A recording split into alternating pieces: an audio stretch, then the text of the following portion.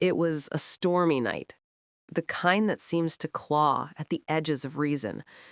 The rain lashed against the windows in a rhythmic fury, and the wind howled through the cracks like a grieving spirit. I sat alone in the dim glow of the fireplace, my fingers curled around a half-empty cup of tea that had long gone cold. It had been 3 years since Daniel's death, and yet every time thunder rolled across the sky, I felt his absence echo through the house like a whisper I couldn't quite silence. Then came the knock. At first I thought I imagined it, a trick of the storm perhaps, but it came again, louder this time. 3 deliberate knocks. I froze. No one came to this house at night, not out here, not in the middle of nowhere.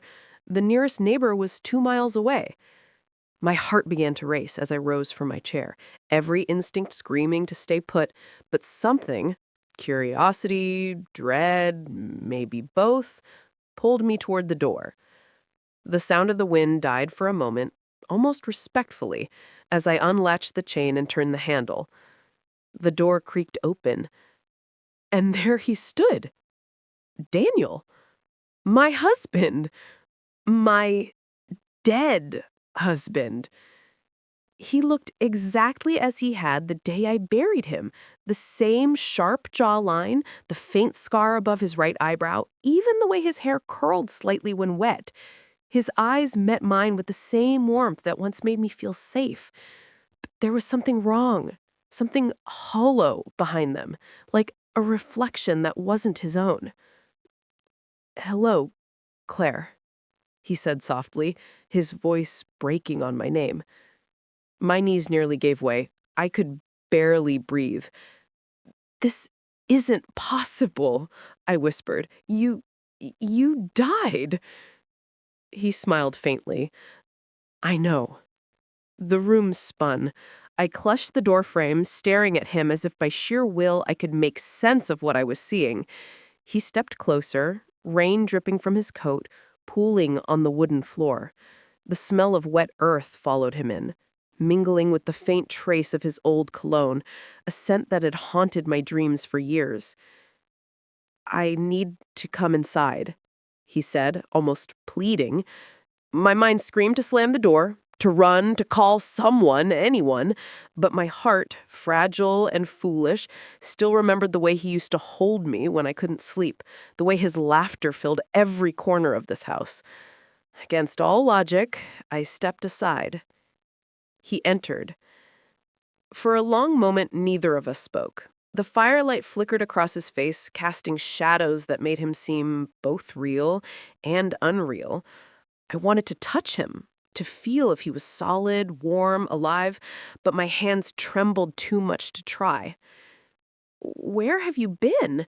How are you here?" He looked towards the fire, his expression unreadable.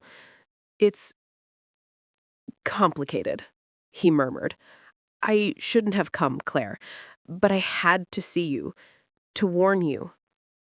My pulse thundered in my ears as I warned me about what? He turned to face me then, and for the first time I saw fear in his eyes, genuine human fear. "They know you saw me." Before I could ask what he meant, the lights flickered violently and went out, plunging the room into darkness. Outside, the wind howled louder than before, and somewhere in the distance, I thought I heard footsteps. Not one pair, several. And then 3 slow knocks echoed again.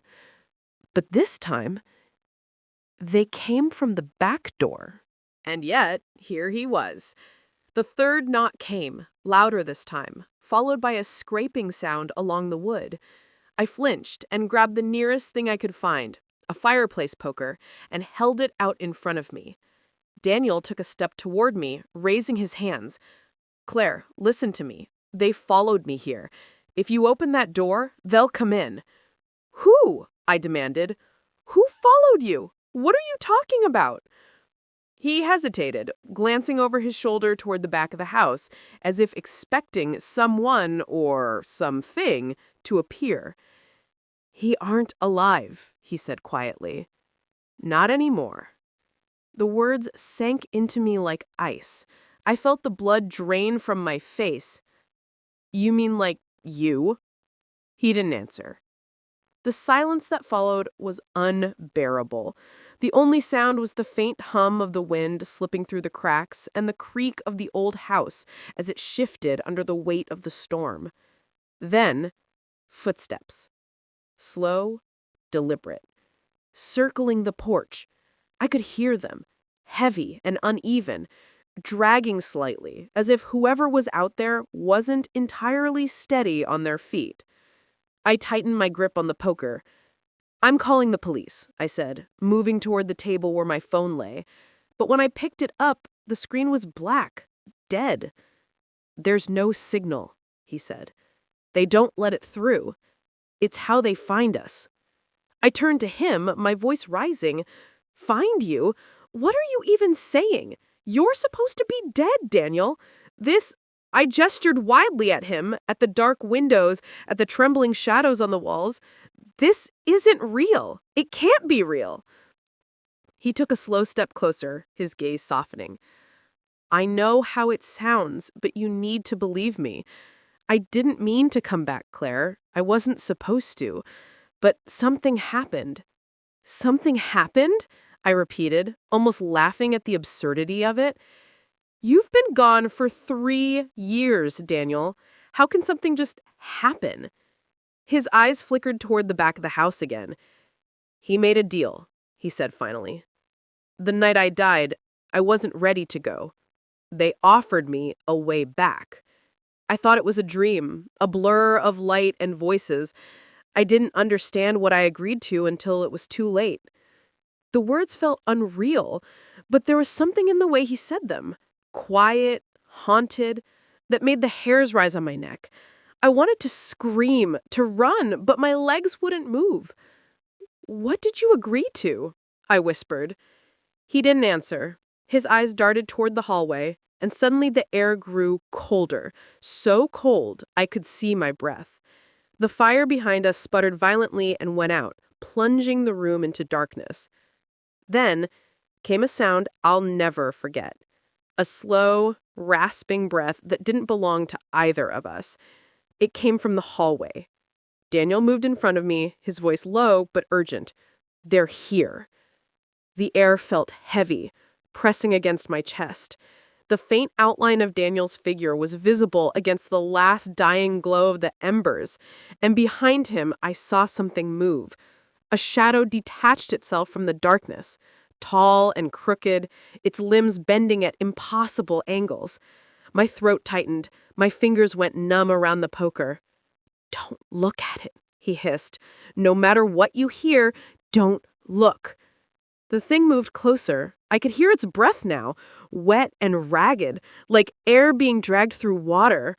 It stopped in the doorway, and for a moment I thought I saw a face, pale, sunken, and shifting like smoke. It whispered something, a low guttural sound that made my stomach twist. Daniel stepped toward it. "You can't have her," he said, his voice steady but strained. The shadow tilted its head, almost mockingly, and then it spoke, if what it did could be called speaking. The voice came from everywhere at once, like the house itself was whispering through the walls. "You broke the vow."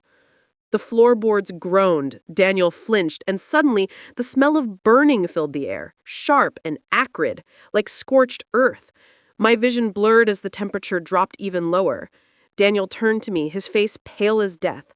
"Run, Claire," he said. But I couldn't. My feet were rooted to the floor as the shadow surged forward, swallowing the last bit of light between us. The moment the shadow lunged, the air around us seemed to shatter. The world went white, blinding, soundless, and then came the crash. The windows exploded inward with the force of the storm, shards of glass raining down like knives. I stumbled backward, hitting the corner of the table. My head spun, my ears rang, and for a second I didn't know where I was. When my vision cleared, Daniel was gone. The room was in ruins, the curtains whipping wildly, the front door half open, the fire dead, the air thick with the metallic scent of rain and smoke, And in the middle of it all, the shadow was still there. Not a shape anymore, but something more solid, like black mist twisted into the outline of a man. It was taller now, impossibly tall, its head nearly grazing the ceiling. The faint glow from the lightning outside flickered across its form, and I saw that it didn't cast a shadow of its own. "Daniel!" I screamed, though I didn't know if I wanted him to answer. My voice was swallowed by the storm. A hand, cold and trembling, grabbed my wrist. I turned, and there he was. Daniel, crouched beside the fireplace, his face pale but still human. His eyes were wide, frantic. "I told you to run," he shouted over the wind. "I can't just leave you," I cried back. He pulled me toward him, but the shadow moved faster than thought. It crossed the room in a blur, the temperature dropping so suddenly that frost spread across the floorboards in its wake. Daniel pushed me behind him just as the thing struck. There was no sound, only impact, a ripple through the air like a shock wave. He hit the ground hard, gasping, his body arching as if something invisible had pierced him. I fell to my knees beside him. "Daniel!" He gripped my hand, his skin icy to the touch. "Don't let it touch you," he whispered. His eyes were dark, dilated, and something not human, moved beneath them, like ink spreading through water. "What is it?" I asked, tears stinging my eyes. He struggled to speak, his breath coming in shallow gasps. "The one who gave me life back wants it returned, but not just mine." His gaze flicked toward me. "Yours too." Before I could ask what he meant, the lights flickered again. For an instant, the whole room was filled with that thing's face, hollow sockets where eyes should be, a mouth that stretched too wide, whispering in a dozen voices at once. "You belong to me now," it hissed. Daniel's grip on my hand tightened painfully. "No," he rasped. "Not her." With a strength that seemed to come from nowhere, he pushed himself up, facing the thing. "Take me," he said. "Leave her." The shadow tilted its head, as if amused. "You think you can bargain twice? Then I'll end it." Daniel turned toward the fire, his eyes catching the faint flicker of embers still glowing within the ashes. He reached for the iron poker I had dropped earlier. The shadow lunged again, but this time he was ready. With a furious shout, he plunged the poker into the heart of the embers. Sparks exploded outward, scattering across the floorboards like stars. The air crackled, and for a moment the shadow recoiled, its form twisting violently. "Go, Claire! Get out!" he yelled. I scrambled to my feet, heart hammering, and ran toward the door. But before I could reach it, the shadow struck again, slamming it shut with a force that shook the walls. The whole house seemed to breathe, groaning, shifting. The storm outside roared louder, and a strange vibration filled the air, like a low hum deep inside my skull. I turned back. Daniel was on his knees, clutching the poker, his face contorted in pain. The veins along his neck had turned black, creeping upward like poison. "Run," he choked. "I'm not leaving you again," I screamed. He looked up at me, and in that single glance, I saw everything. The love, the regret, the weight of the choice he had made 3 years ago. "Please," he said softly. "If you stay, it takes us both." The shadow began to spread, swallowing the corners of the room, the walls melting into darkness. I could feel it reaching for me, something cold brushing against the edge of my mind. My vision flickered. The house wasn't just a house anymore. I could see something else beyond the walls, a vast, endless blackness filled with faint, moving shapes. Thousands of them, watching, whispering. Daniel's voice broke through the noise. "Close your eyes, Claire. Don't look at them. Go!" I turned to the handle again. It wouldn't move. I slammed my shoulder into the door again and again, until finally it burst open and I stumbled out into the rain. The wind hit me like a wave, and I fell to my knees in the mud. The storm was almost blinding, lightning splitting the sky in jagged bursts. I looked back at the house. Its windows glowed with a strange, unnatural light, pulsing like a heartbeat. Through the open door, I saw Daniel one last time. He stood in the center of the living room, the poker still glowing red-hot in his hand, his silhouette framed by the writhing darkness behind him. He turned his head toward me and mouthed something I couldn't hear over the thunder. Then the light flared, white, searing, and the house went silent. I don't remember running, but I must have. I woke up hours later in the middle of the road, my clothes soaked, my throat raw from screaming.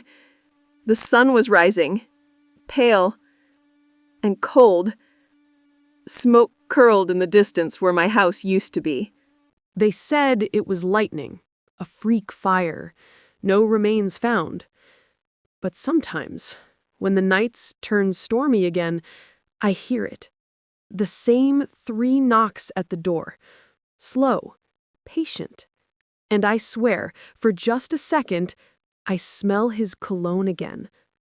The first time it happened again, I thought it was just my mind betraying me, a nightmare, a hallucination born of grief.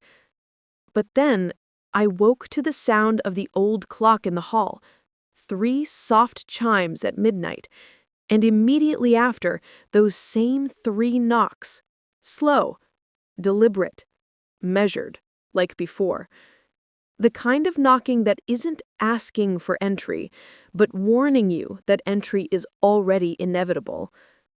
I sat up in bed, heart pounding. The house I was in wasn't my old one. It had burned down months ago. This was a small rental in the next town over, bland and quiet, with neighbors close enough that I could see their porch lights through the trees. I'd chosen it because it felt safe. Because I told myself whatever I'd seen that night had died with the flames. But now, as the knocks came again, the same cold crept through the air, the kind that doesn't come from weather but from something unseen brushing too close. I forced myself out of bed, every muscle trembling. My bare feet touched the cold wooden floor and I froze. There was something wet. I glanced down, muddy footprints, leading from the door to the foot of my bed. I couldn't breathe. Daniel? The name left my lips before I could stop it, a desperate whisper I instantly regretted. A faint sound answered from the darkness near the door. A breath, ragged and uneven, the way he had sounded in his last moments. I reached for the lamp, my fingers shaking, and flicked it on. The light weakly lit up the room, empty except for those footprints. Wet, detailed, as if someone had been standing there only seconds before. My phone was on the nightstand. I grabbed it and dialed 911, but as soon as I pressed call, the screen glitched, the numbers dissolving into static and then went black. The silence after was unbearable. That was when I heard the whisper. It came from behind me, right by my ear. You shouldn't have left. I turned, swinging the lamp off the table. It crashed against the floor, glass shattering, plunging the room back into darkness. My breath came in ragged gasps. The whisper lingered in the air, followed by something else. A faint hum, like the vibration of electricity through wires. Then slowly, a shadow began to form in the corner. I stumbled backward, pressing against the wall, every instinct screaming to run, but my body refusing to obey. The shadow grew taller, denser, a dark column that began to take shape. Shoulders, arms, a head. I couldn't see a face, but I could feel the familiarity radiating from it, that same pull that had made me open the door once before. Daniel? I whispered again. The shadow twitched. The whispering stopped. And then his voice. Claire. It was faint, almost tender the way he used to say my name when we lay awake talking in the dark. My throat tightened, tears filling my eyes. "Daniel, is that really you?" The figure took a step forward, its outline flickering like a bad reflection. He smiled, but it wasn't the smile I remembered. He murmured, "You shouldn't have run. You broke the circle." I shook my head. "You told me to leave. You told me to run." Lightning flashed through the window, and for a fraction of a second, the shape became clearer.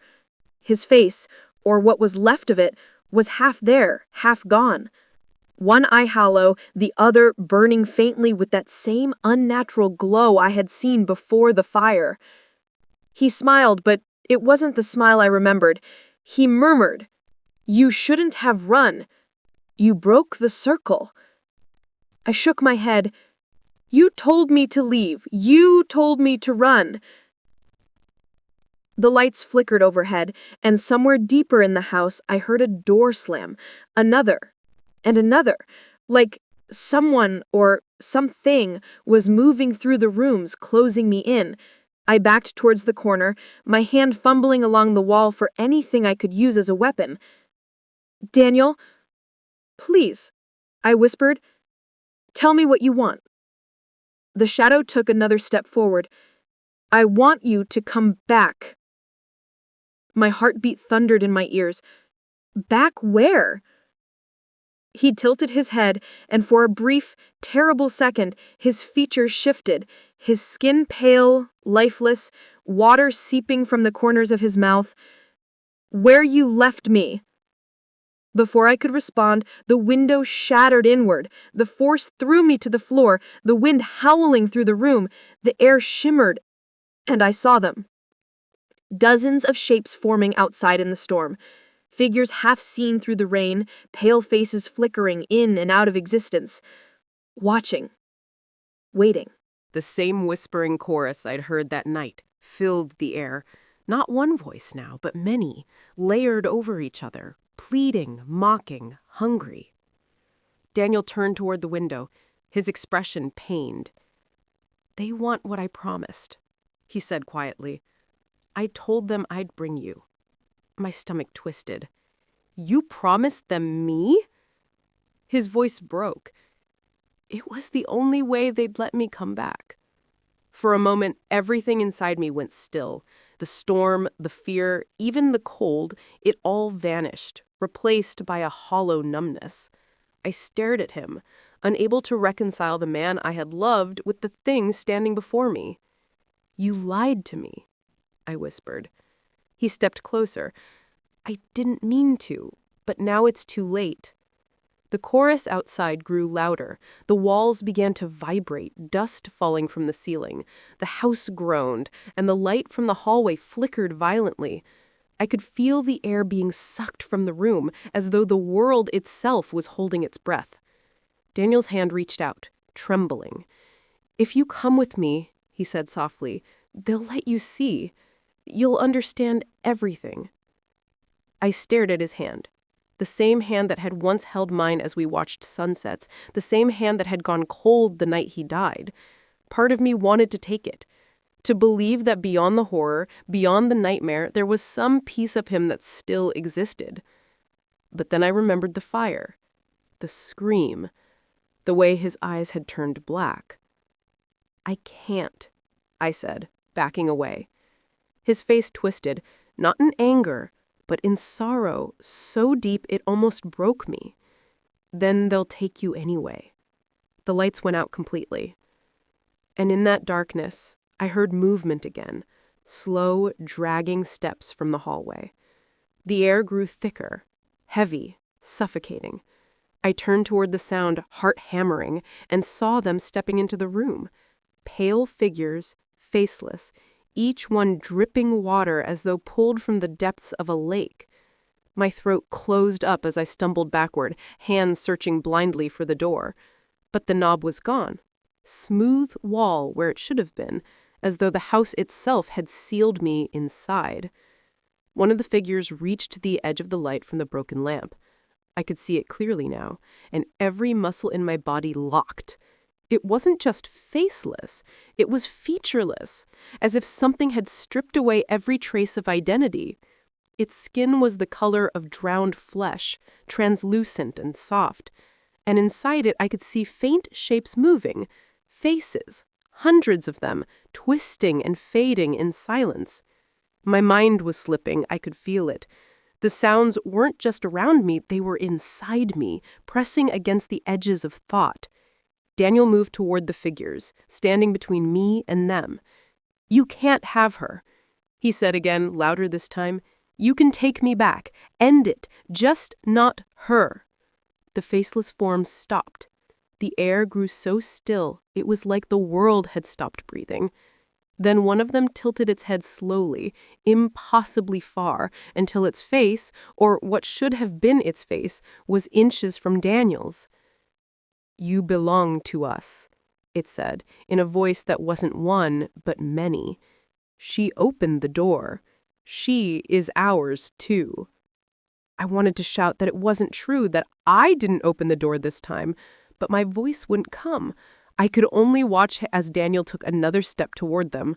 The flickering light revealed his face contorting, veins black and pulsing beneath the skin. He looked back at me, his mouth trembling. "Close your eyes," he said. "Whatever happens, don't open them until it's quiet." "Daniel, please, Claire. You can't help me now. Just don't look." I did as he said. I squeezed my eyes shut and pressed my palms over my ears, trying to block out the sounds. But I still heard them. The hum grew louder, then became a roar. The air shook, and I could feel the pull of something vast and deep, like the entire house was being dragged into a black ocean. The voices screamed, overlapping, crying, laughing. Then something like thunder cracked through the room. And then silence. No rain, no wind, no voices, just the faint sound of my own breathing. I waited, trembling until the quiet became unbearable. Then slowly I opened my eyes. The room was empty. The figures were gone, the frost on the windows had melted, and moonlight filtered weakly through the broken glass. The air was still and heavy with the smell of smoke. I looked around for Daniel, but there was no sign of him, no shadow, no whisper, nothing. Only the muddy footprints that led from the window to where I stood. For a moment, I thought it was over. I sank to my knees, sobbing with relief, exhaustion, terror, all of it spilling out in one trembling breath. But then something flickered in the corner of my eye. On the far wall, where the wallpaper had peeled away, letters began to form, wet, black, as if written by unseen fingers. "Don't leave." I backed away slowly, shaking my head. No, I can't do this again." The words changed, reshaping themselves, dripping down the wall like ink. "It's not over." The lights above me buzzed once, then went out again. The house groaned, the air grew colder, and from somewhere, deep, muffled, beneath the floor, I heard it. 3 slow knocks. My skin went cold. I stumbled toward the door, desperate now, clawing at the wall where the knob had vanished. My fingers met wood, solid this time, and I turned it with all my strength. The door flew open. Outside, the storm had stopped. The world was quiet, eerily so. The road stretched out in front of me, slick with rain, illuminated by the pale wash of moonlight. I stepped out barefoot, the wet earth cold beneath my feet. The silence pressed against my ears.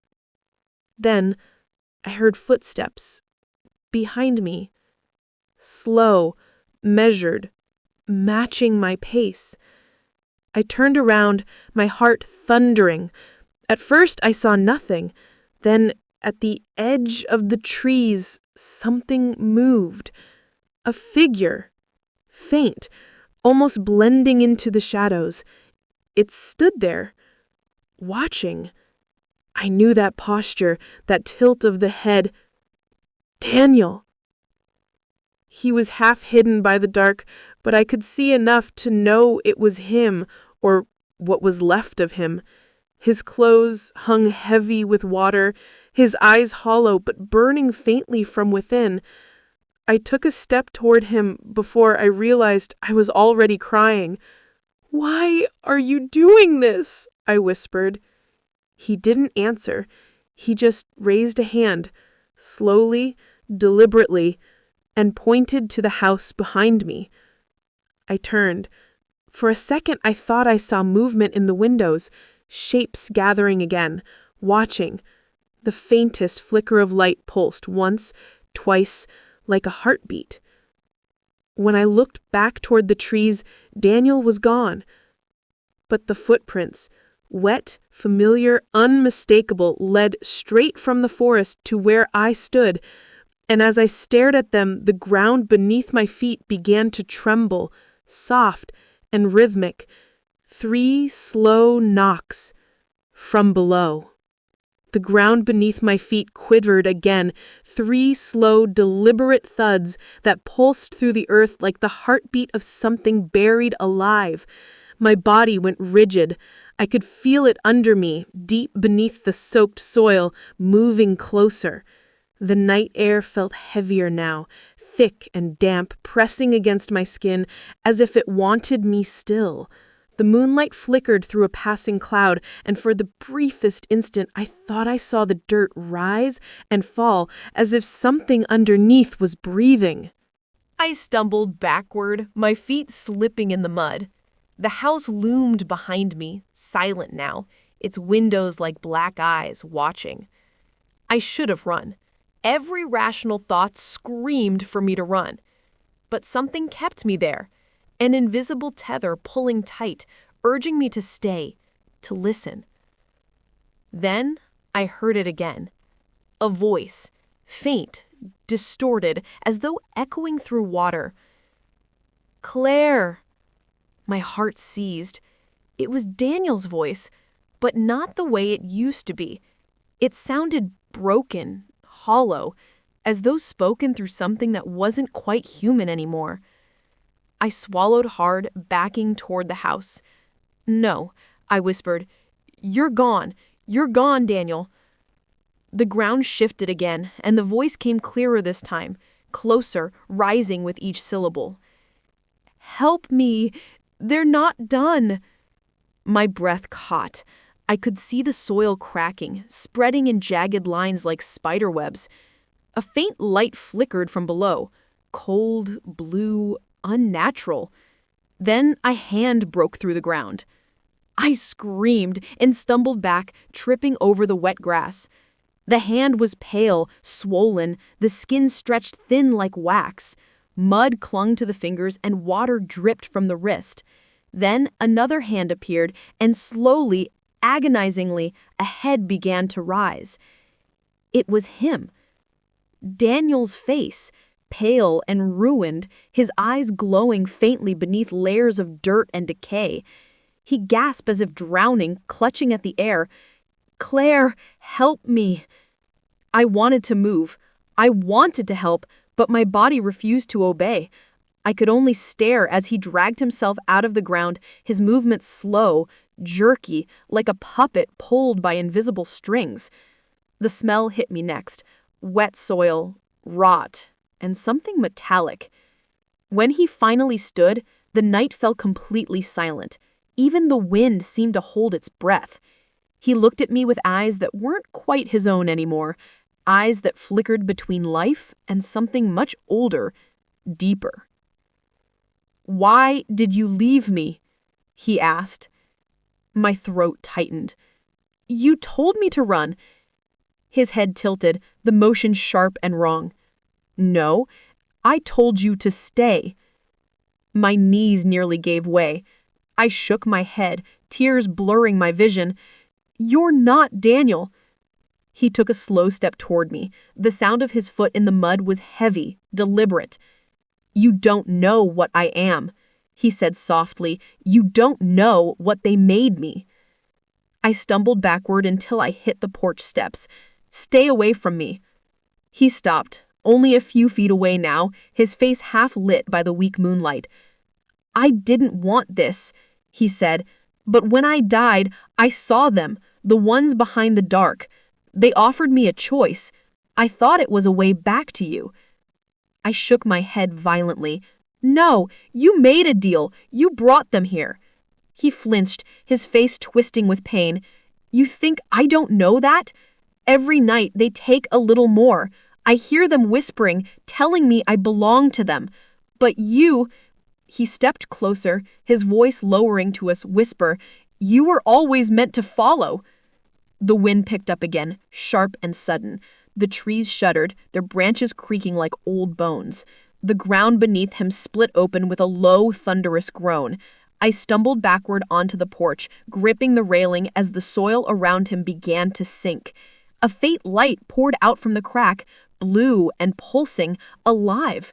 The same whispering I had heard before filled the air again, louder this time, overlapping voices chanting something that wasn't in any language I knew. Daniel reached toward me. "Don't let them take me back," he pleaded. "Please, Claire, you can stop it." "How?" I shouted, my voice shaking. He hesitated. "You have to come with me." The words hit like a blade. "What?" "It's the only way," he said. His voice trembled, desperate, almost human again. "If you come with me, they'll let us go, both of us. You don't understand. They won't stop until you do." The wind roared louder, pulling at my hair, my clothes. I could feel the pull from the ground, like gravity itself was bending. The light beneath him grew brighter, turning his shadow long and twisted against the house. I shook my head, tears streaming down my face. "I can't. I won't." He looked at me then, and something in his expression broke. For a heartbeat, I saw my husband, the man who used to laugh in the mornings, who kissed me goodnight, and who promised forever. Then his face shifted, and the thing inside him surfaced.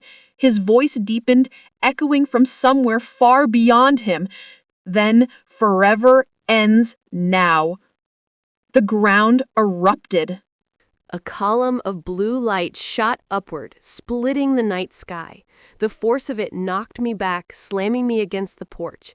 I felt heat, cold and burning at once, washing over me. The sound was unbearable, like 1,000 voices screaming from underwater.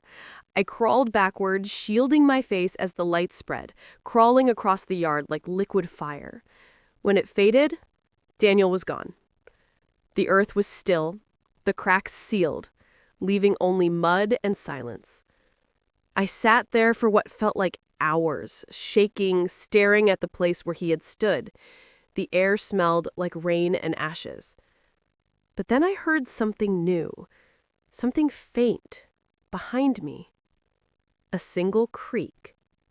The front door, moving on its own, slowly opening. I turned my head, my heart seizing. Inside, through the darkness, I saw movement, soft, flickering light coming from the hallway. A shadow stretched across the wall, long and thin, shifting with each flicker. And then, another. 2 of them. I rose slowly to my feet, my breath shallow. The whispers began again, quiet this time, like a lullaby carried through the wind. They were inside. The shadows swayed across the hallway walls like living ink, fluid and deliberate. I froze at the doorway, the cold air spilling out of the house, brushing against my skin like invisible fingers. The faint light flickered again, coming from the end of the corridor where the kitchen used to be. It wasn't candlelight or a bulb or fire. It had a pulse, like a heartbeat, blue and soft, and it made the shadows breathe. My throat went dry. Every inch of me screamed to run, but my legs refused. I stepped inside. The floorboards creaked beneath my feet, each groan echoing too long, as if the sound wasn't dying naturally, but being dragged out by something waiting to listen. The air smelled strange, faintly of damp earth and something metallic. My eyes darted from corner to corner, catching fleeting movements that vanished before they could take shape. "Daniel?" I whispered, the name barely audible. The whispering in the walls responded, low and rhythmic, like the sea against rock. My hand brushed the wall as I moved closer, and the wallpaper was cold, wet. My fingers came away black with moisture, like soot. The shadows moved again. They were no longer shapeless. Two figures stood side by side at the far end of the corridor.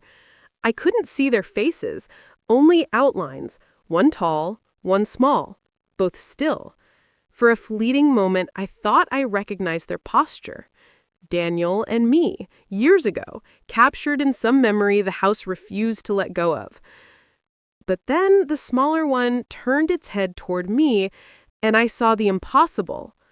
The glint of my own eyes staring back. It was me. Standing there, still as glass, my face, pale and expressionless, hair matted and dripping, lips moving in silence. I stumbled backward, my back hitting the wall. My duplicate took a step forward, her feet making no sound on the floorboards. Daniel's shadow beside her shifted too, leaning closer as if whispering something into her ear. She tilted her head toward me, and in a voice that didn't belong to me or to anyone living, she spoke.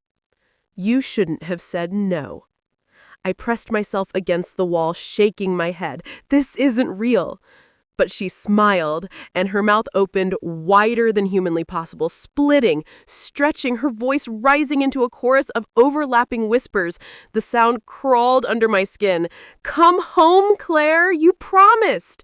I bolted. My feet hit the floor hard as I ran through the living room, but the space around me twisted. The hallway that had been straight was suddenly longer. Doors appeared where there hadn't been any before, walls shifting like they were breathing. I threw one door open, it led to the same hallway.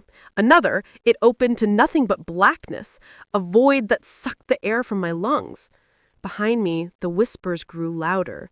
I could hear the drag of footsteps, wet, deliberate, synchronized with my heartbeat. I stumbled into what should have been the kitchen, but it wasn't the same. The air shimmered like heat, though it was freezing cold. The counters were gone, replaced by stone walls slick with moisture. The floor was dirt, damp and uneven.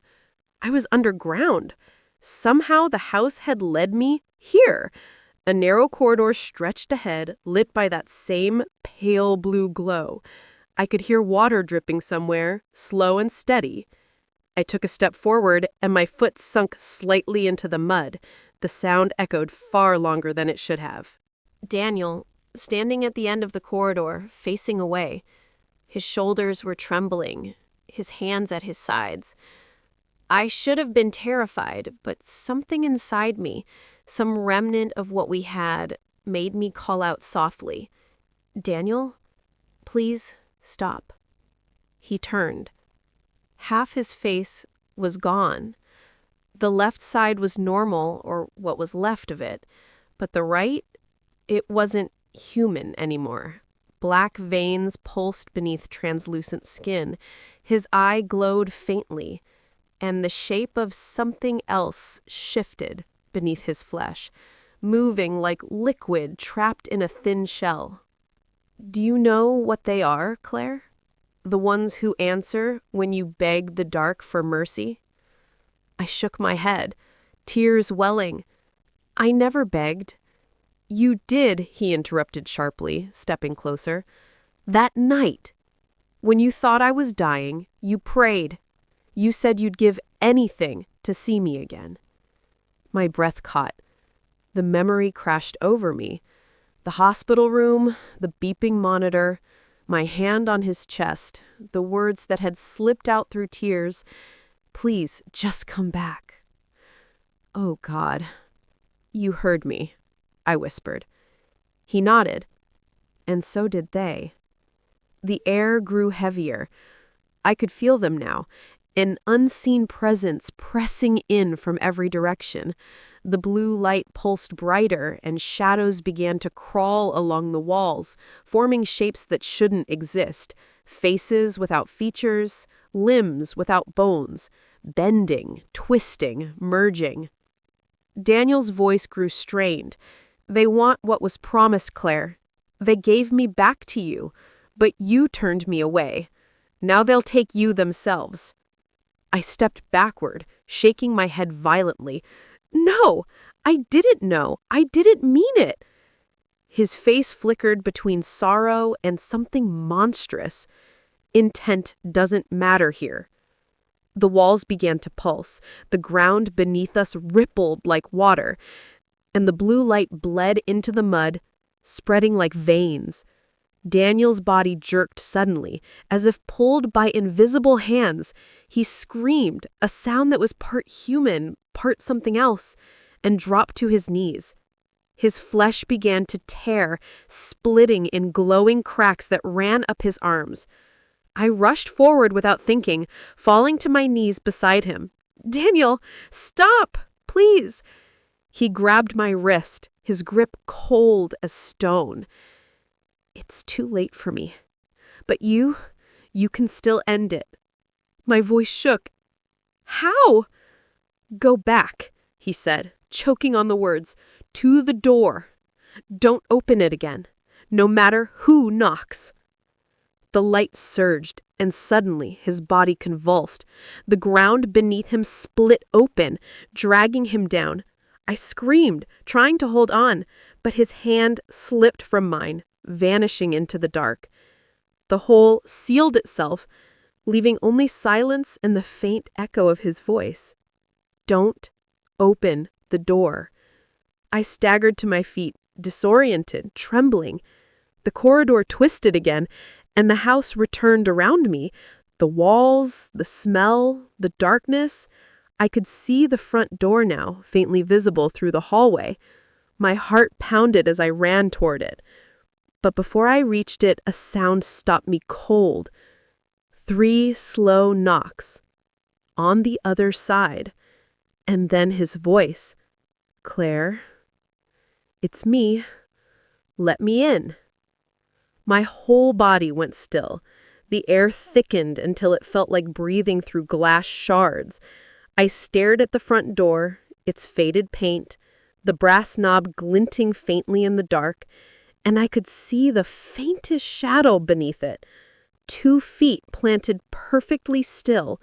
My pulse thundered in my ears. He was back. Or something wearing his voice was there. "Claire." The voice came again, softer this time, coaxing, tender in a way that twisted my insides. "Claire, it's really me. Please, open the door." I shook my head before I could even think. Every part of me wanted to believe it, wanted to believe he'd somehow escaped whatever waited below. But I remembered his words, his eyes, that last desperate plea. "Don't open the door." My hand hovered near the handle anyway. The memory of his touch still lived in my skin. His laughter still echoed somewhere behind my ribs. Logic drowned beneath grief, and for a moment I almost turned the knob. But then I saw it. A shadow creeping up the edge of the doorframe, slow and deliberate, as though sensing my hesitation. It wasn't cast by the porch light. There was no porch light anymore. It moved on its own, thick and shapeless, pressing against the cracks, searching for a way in. "Daniel," I whispered, barely able to speak, "you're not supposed to be here." Silence. Then another knock. Louder, heavier. The whole frame shuddered. "Claire." The voice rasped now, no longer calm, no longer human. It dragged over the syllables like rust scraping metal. "You promised." I stumbled backward, my hand clutching the side table near the entryway. A photograph fell. A picture of us on our wedding day. It hit the floor and cracked straight through our faces. I pressed my back to the wall, staring at the door as it trembled under another set of blows. "Stop!" I screamed. "You're not him!" The knocking ceased. The silence that followed was worse. It stretched, emptied and thick, filling every corner of the house. I could hear the faint ticking of the clock above the mantel, each click slicing through the quiet like a knife. Then, slowly, the knob began to turn. I didn't move. I couldn't. It turned, halfway, paused, then reversed, and from the other side, a whisper slid through the crack between door and frame. "If I'm not him, then who prayed for me?" The words ripped something open inside me. My mind flashed back to that night again. The hospital room, the machines flatlining, my voice trembling as I begged the dark for mercy. I had prayed for a miracle, for him to come back, and something had listened. I backed away, whispering to myself, "You're not him! You're not him! You're not—" The lights flickered. Every bulb in the house pulsed, once, twice, then went black. Darkness swallowed everything. I could still feel the door in front of me, though I couldn't see it. I heard faint breathing, close, just beyond the wood. Then a slow drag, like fingertips sliding down the surface. I turned toward the staircase, fumbling in the dark. My hands found the banister, slick with moisture. I started up one step at a time, my feet shaking. Behind me, the sound of the door creaking open made my heart stop. He had come inside. The air grew colder with every breath. My fingers went numb. I reached the top of the stairs, the boards beneath me groaning under my weight. Somewhere below, footsteps began to climb. They were heavy, wet, and too slow. I ducked into the bedroom and slammed the door behind me. My hands fumbled for the lock. It clicked weakly into place. I pressed my back against it, trying to calm the wild hammering in my chest. The room was pitch black, the curtains drawn tight. Only the faintest glow from outside, the pale, unnatural blue, bled in through the fabric. The footsteps stopped outside the door. "Claire," the voice said now, softly, almost calm again. "Why are you hiding? You asked for me to come back. I did. I came back for you." Tears streamed down my face. "You're not Daniel." The doorknob rattled, slow at first, then violently. The wood trembled under each jerk. My breath hitched as the first crack appeared down the frame. "Open the door," he said again.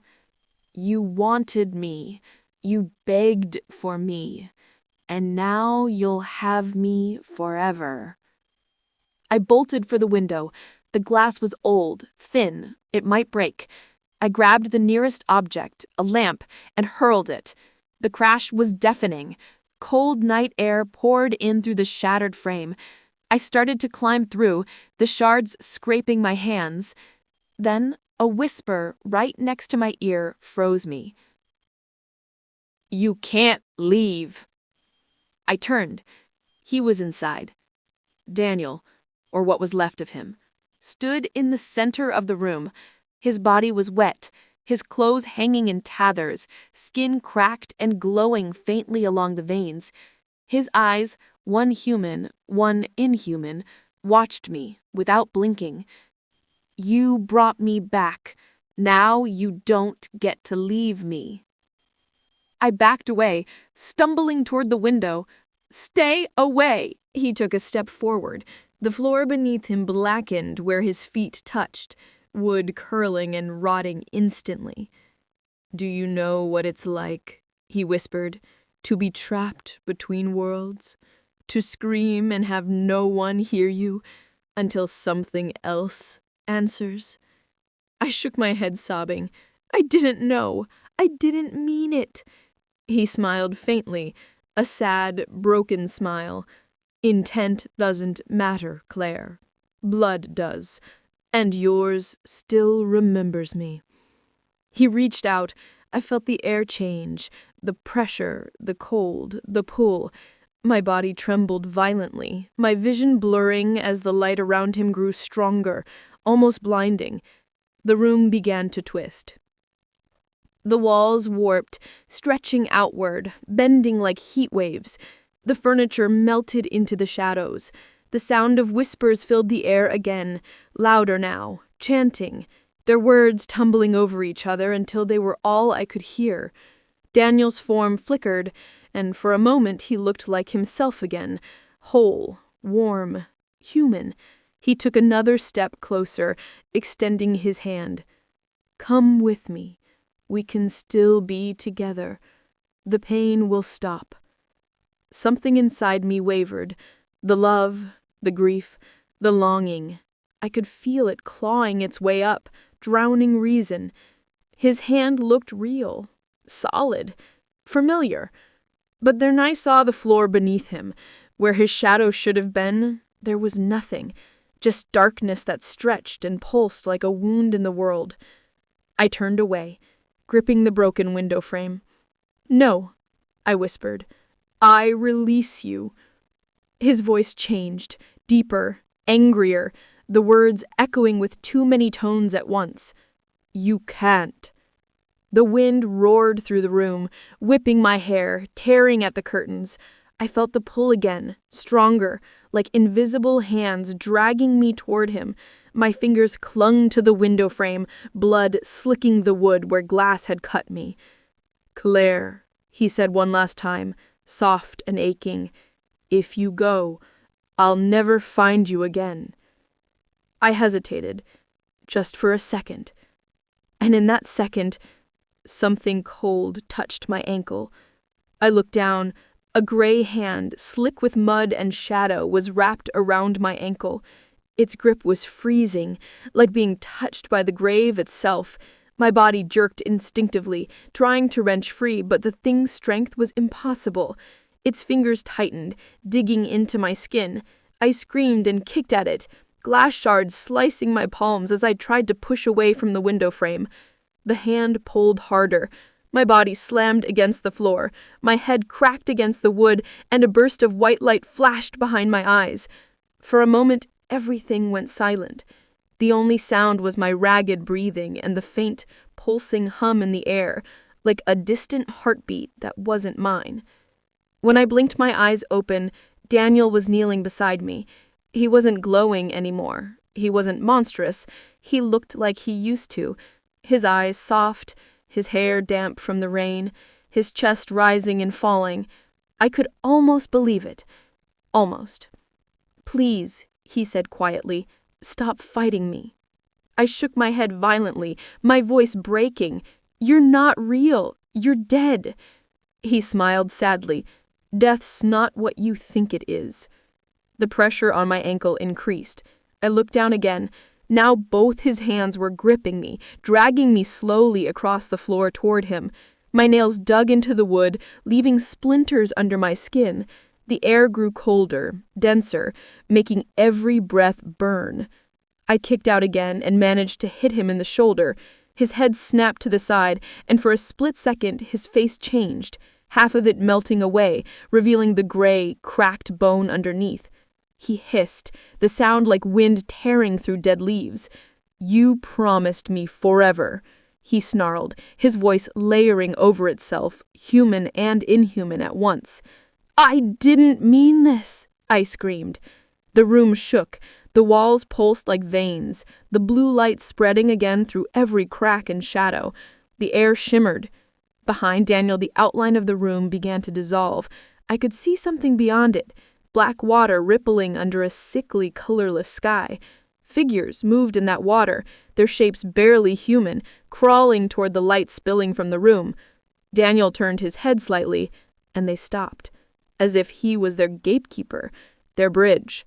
He looked back at me, eyes glinting. "It's not too late, Claire. You can still come with me. They'll forgive you if you choose now." The whispering began again, low, rhythmic, coaxing. It filled the air, the floor, my skull. I could feel it vibrating through my teeth, my bones. For a moment, the sound twisted into something that resembled my own voice, calling his name from somewhere inside that darkness. I clamped my hands over my ears. "Stop it! Stop it!" The lights flickered, then went out completely. All I could see now was him, the faint blue glow of his veins, the hollow reflection in his eyes. He moved closer. I felt his cold breath brush my cheek as he whispered, "You called me back. That means part of you still belongs to me." Something inside me snapped. Maybe it was fear, maybe anger, maybe grief finally finding its edge. I drove my knee upward, slamming it into his chest. He reeled back, letting go of my ankle. I scrambled toward the broken window again, the glass biting into my knees. I didn't care. I could see the storm outside, the rain falling hard now, thunder rolling far away. I grabbed the sill and started to climb. Then a scream ripped through the air. Not his, mine. The cold hand had returned, clawing at my calf. I kicked again, my heel connecting with something solid. The grip loosened. I dragged myself through the window, feeling the shards tear at my arms as I fell into the wet grass outside. The rain hit me like needles. I tried to get up, but my legs barely worked. I stumbled forward, slipping in the mud, the ground trembling beneath my weight. The window behind me exploded outward. Daniel crawled through, his movements jerky, unnatural, like a marionette tangled in its own strings, his body bent at wrong angles, his head snapping from side to side. The blue light spilled from his eyes now, burning through the darkness. "You can't leave me," he said, his voice echoing from everywhere at once. "We were bound." Lightning flashed. For a split second, the entire yard lit up, and I saw them. Hundreds of figures standing in the field beyond the house, all facing me, all still.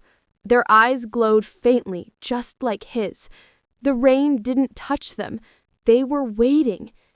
The air vibrated. I felt it in my teeth, my spine.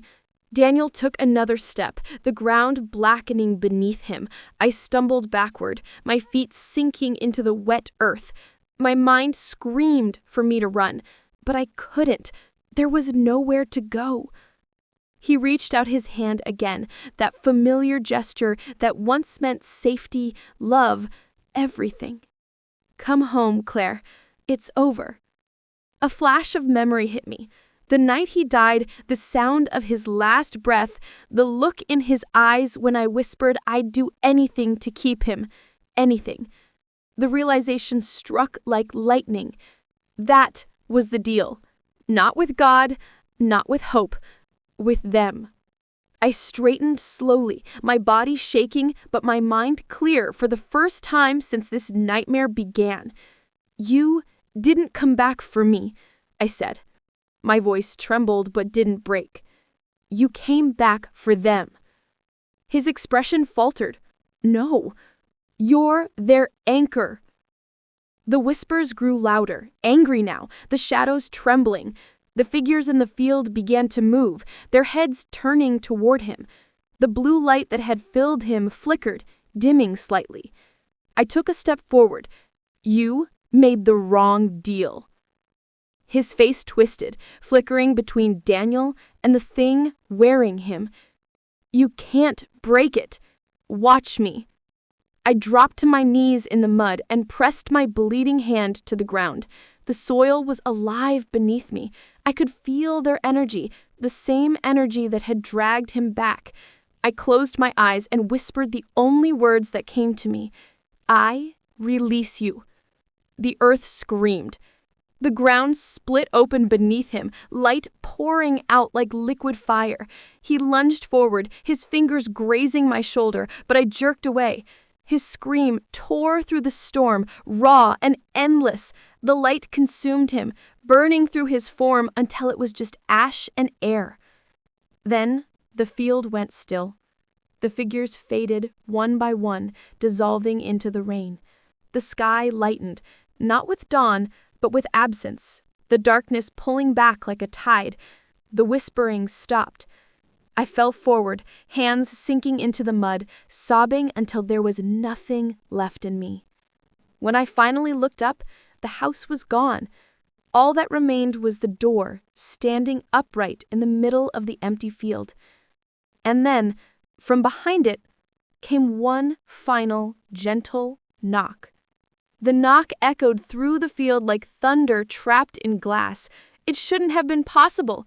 The door stood alone, freestanding, its frame sinking slightly into the mud. No walls, no hinges, nothing to hold it upright. Yet it didn't fall. It pulsed faintly with that same blue light, the edges trembling like the air around it was bending.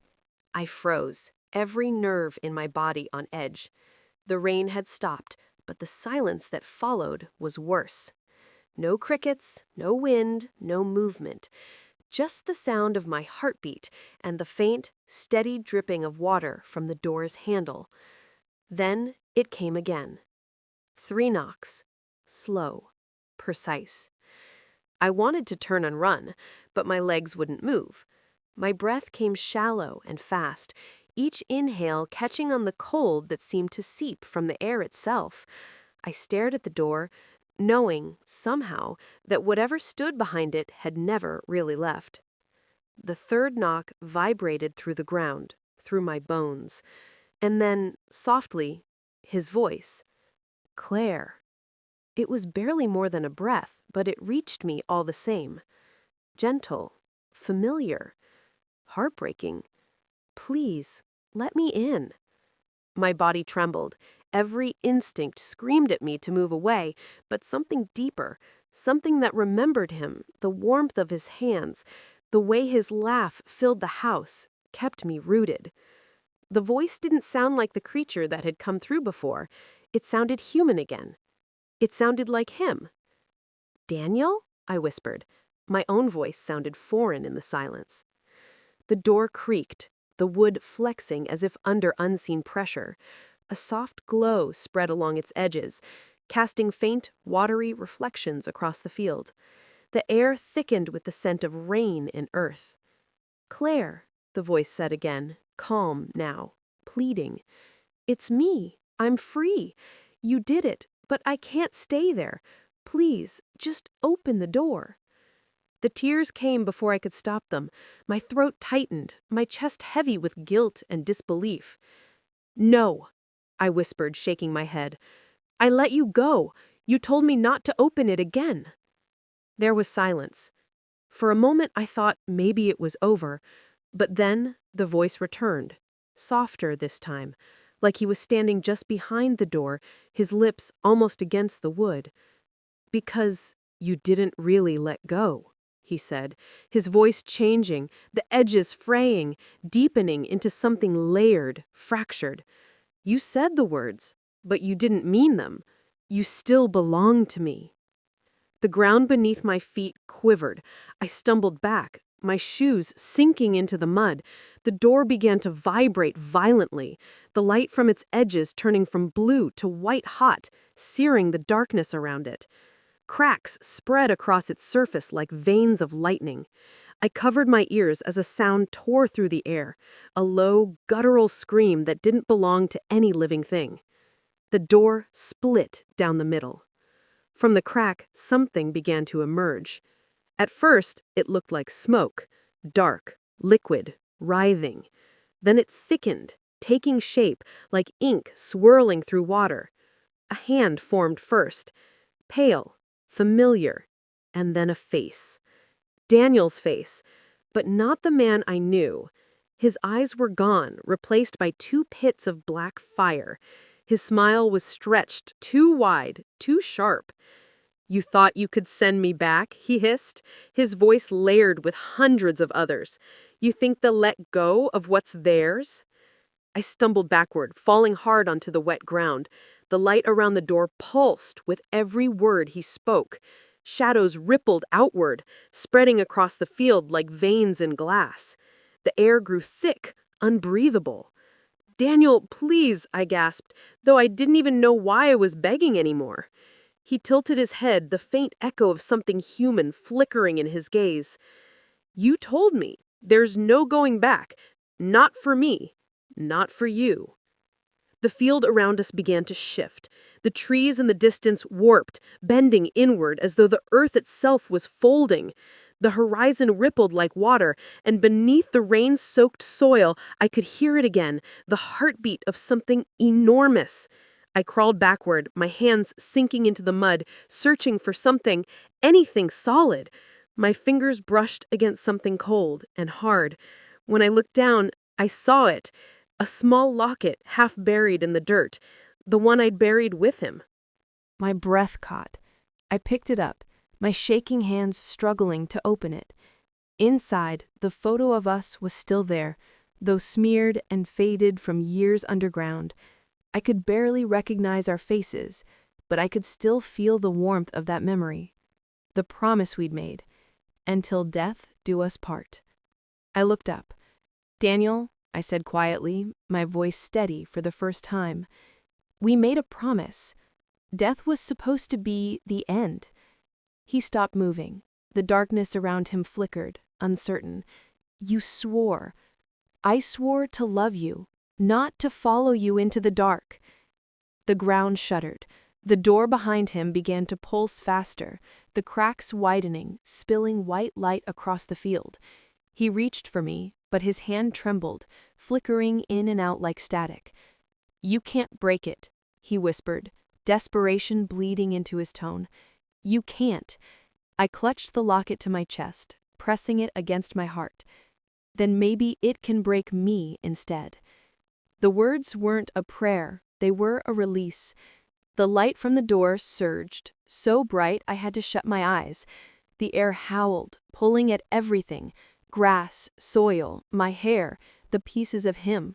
I felt the pull, like gravity reversed, dragging everything backward through the crack. He screamed. Rage, pain, fear, all of it at once. His voice fractured, breaking into thousands of pieces, until it was nothing but wind. His form dissolved, the shadows stretching thinner and thinner until they tore apart completely. The door shuddered once more, and then slammed shut with a sound that shook the world. Silence. When I opened my eyes, the field was empty. The door was gone. Only the rain returned, gentle this time, washing the mud from my hands, the blood from my palms. The locket lay in the grass, its chain glinting faintly in the gray light of dawn. I picked it up, closing my fingers around it. The metal was warm now, pulsing softly, like a heartbeat. And then, faintly, somewhere behind me, the air shifted.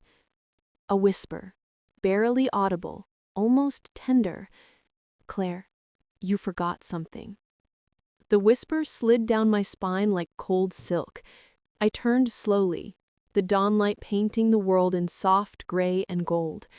The field was quiet again, still wet, still glistening, but there was a presence in the air. Something that hadn't left. I could feel it breathing between the raindrops. "Claire."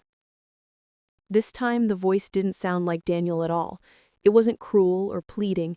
It was calm, almost sorrowful, as though the storm that had raged between life and death was finally ebbing away. I clutched the locket tighter, feeling it pulse faintly in my hand. "What did I forget?" I whispered. Silence. Then the faintest sound, metal striking metal, the click of a chain falling shut. I looked down. The locket had closed itself, sealing the faded photo inside. For the first time in what felt like years, it didn't hurt to hold it. It was just warm, just human.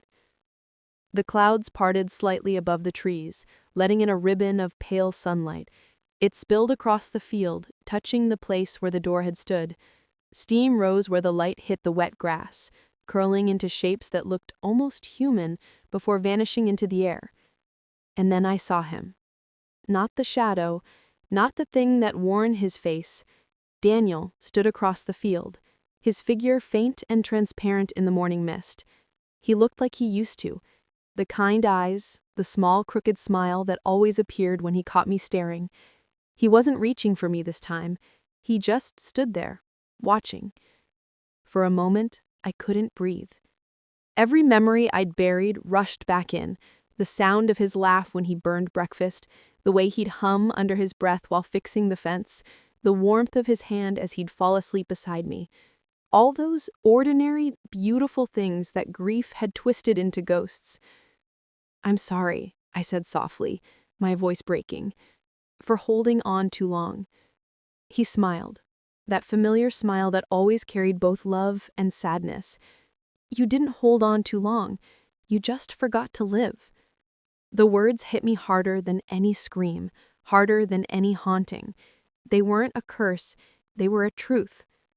The wind picked up, sweeping through the field, lifting strands of my hair. The light grew brighter, wrapping around him until he began to fade, dissolving into the morning air. I wanted to run to him, to reach out and touch him one last time, but something stopped me.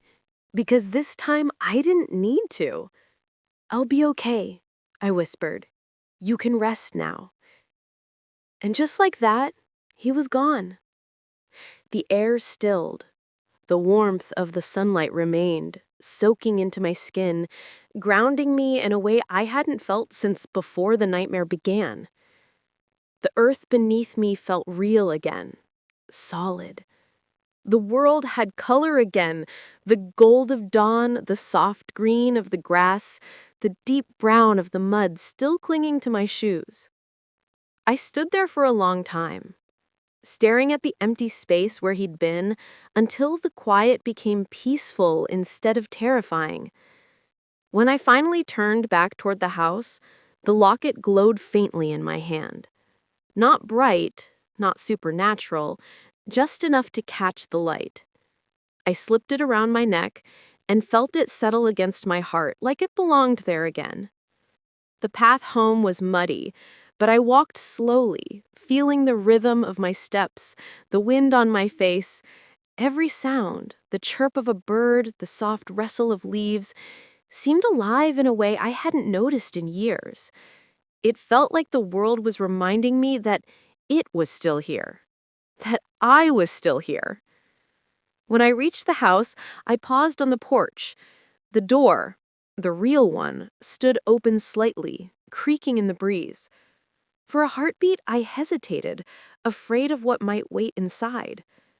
But when I pushed it open, the familiar smell of coffee and rain-damp wood greeted me. Everything was as I'd left it.